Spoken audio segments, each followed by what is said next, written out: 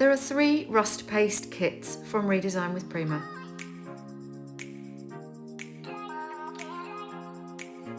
I'm using colours from the military and the metal kits today. All the pastes have different textures. Some are grainy and some are a little smoother. You can see here the brown has got a little more texture than the orange.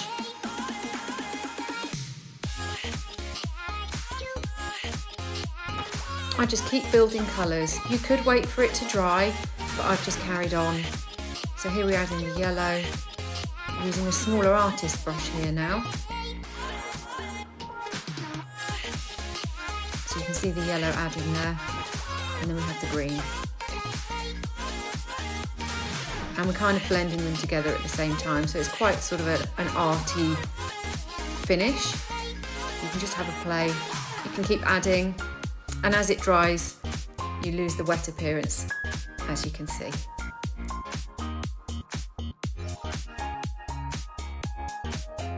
And on this last shot, you can really see the texture.